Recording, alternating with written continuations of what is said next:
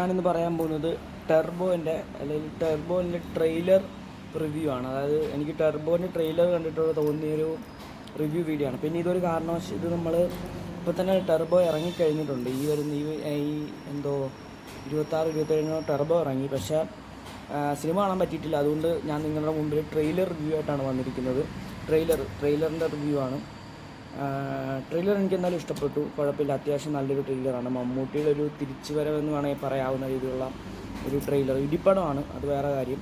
പിന്നെ കോമഡി ഉണ്ടോ എന്ന് ചോദിച്ചു കഴിഞ്ഞാൽ അത് സിനിമ കണ്ടാലേ അറിയാവുള്ളൂ. എനിക്ക് സിനിമ കണ്ടിട്ടില്ല, ഞാൻ ട്രെയിലർ മാത്രമേ കണ്ടിട്ടുള്ളൂ.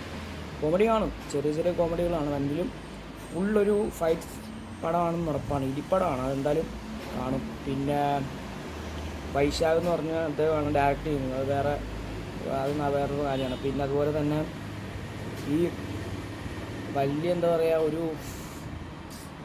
പറയുക ഇപ്പം വലിയ ഹൈപ്പ് കൊടുക്കാൻ പറ്റുന്നൊരു പടം തന്നെയാണിത്. എന്നുവെച്ചാൽ നല്ല ഇടിപ്പടമൊക്കെ ആയതുകൊണ്ട് ഫാമിലിയിലെ ആൾക്കാർക്കും ഇഷ്ടപ്പെടും, അല്ലാതെ മമ്മൂട്ടി ഫാൻസിന് പ്രത്യേകിച്ച് ഇഷ്ടപ്പെടും, അങ്ങനെയൊക്കെ പറയാം.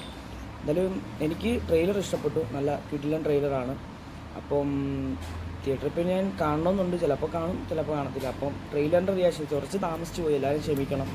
ശരിക്കും ഇപ്പോൾ ട്രെയിലറുടെ റിലീസും എല്ലാം കഴിഞ്ഞു. അപ്പം കുറച്ച് താമസിച്ച് പോയി ട്രെയിലറിൻ്റെ റിവ്യൂ ഇറക്കാൻ. അപ്പോൾ ഇന്നത്തെ വീഡിയോ ഇത്രേ ഉള്ളൂ. അപ്പം ഇത് പറയാൻ വേണ്ടി മുൻപ് വന്നതാണ്. അപ്പോൾ ഇനി കുറച്ച് റിവ്യൂ ഒക്കെ ചെയ്ത് നോക്കാമെന്ന് വിചാരിച്ചു. ഇപ്പോൾ രണ്ടാമത്തെ റിവ്യൂ ആണ്, 4-5ാമത്തെ റിവ്യൂ ആണ്. ഇന്നത്തെ വീഡിയോ ഇഷ്ടമായെങ്കിൽ ലൈക്ക് ചെയ്യുക, സബ്സ്ക്രൈബ് ചെയ്യുക. കോവിലോ എന്ന് പറഞ്ഞൊരു പ്രൊമോ ഇറങ്ങിയിട്ടുണ്ട്. പിന്നെ ഗോറ്റ്യൂറ്റിൻ്റെ സെക്കൻഡ് പാർട്ട് വരുന്നുണ്ട്. അപ്പോൾ ഇന്നത്തെ വീഡിയോ ഇത്രേ ഉള്ളൂ. അപ്പോൾ അടുത്ത വീഡിയോയ്ക്ക് വേണ്ടി വെയിറ്റ് ചെയ്തിരിക്കുക. അപ്പോൾ എല്ലാവർക്കും ബൈ.